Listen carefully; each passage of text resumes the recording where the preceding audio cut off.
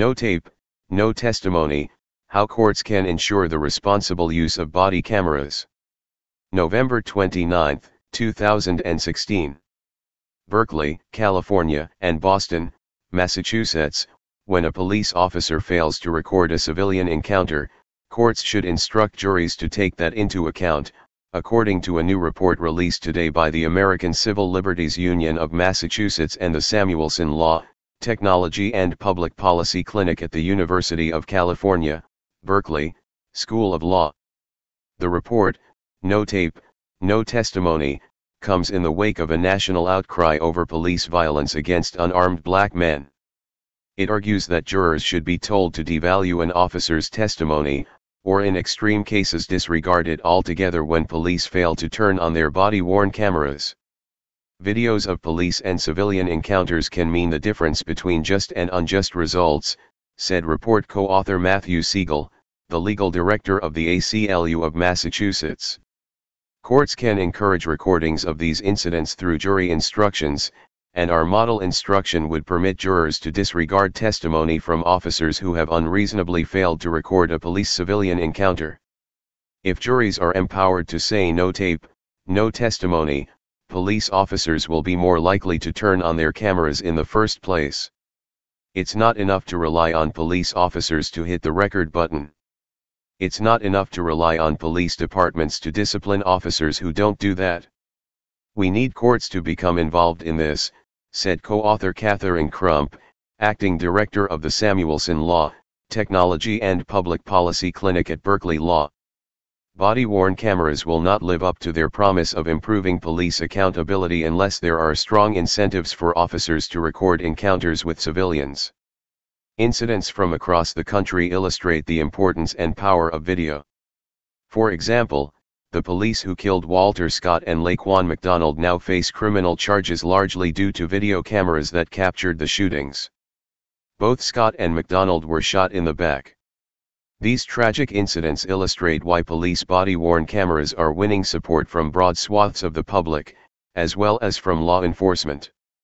In fact, video recorders, just by their presence, appear to reduce the number of violent police-civilian encounters, according to the report. But there's one problem: officers don't always turn on their cameras. Rather than leave this task solely to police agencies, courts could adapt a tool uniquely their own: jury instructions. Justice served. Many state courts already include jury instructions that encourage officers to record police station interrogations and drunk driving, DUI, stops. But this is the first time anyone has suggested a similar strategy in street encounters between cops and civilians.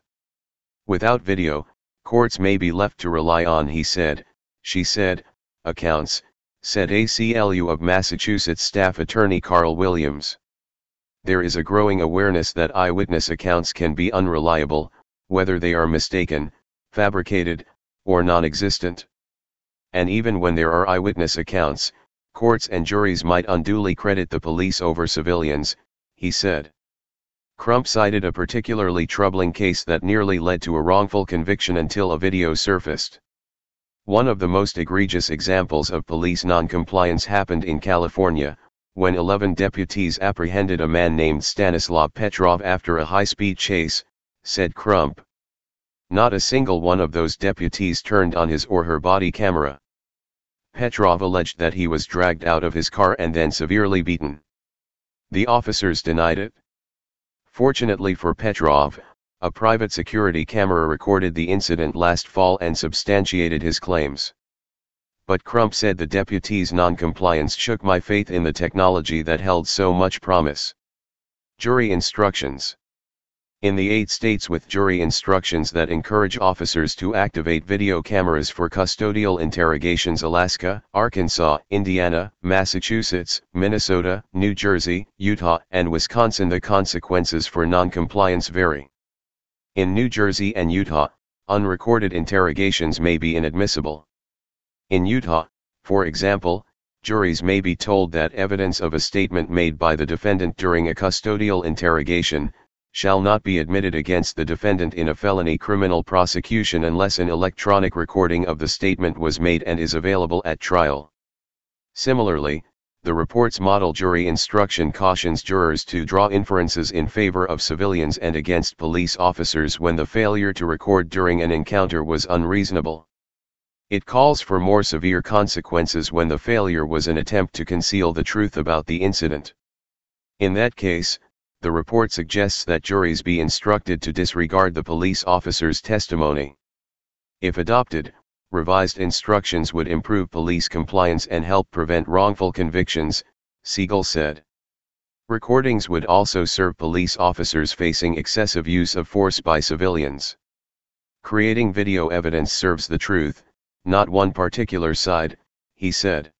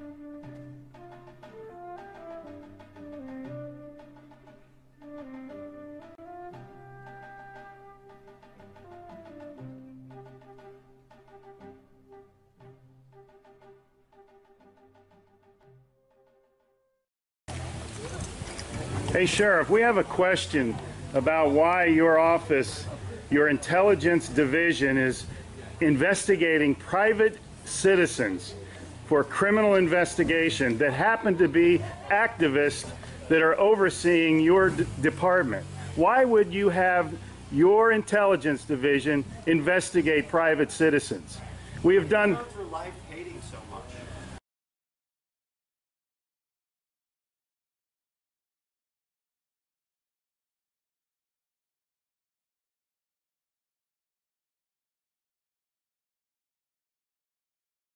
Sir, we don't hate anyone. We love freedom and we love American people.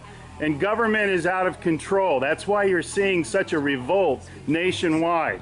Why can't you just answer, why is Susan Edwards, your intelligence division, investigating private citizens? This should not happen. Are you here to apply for a job?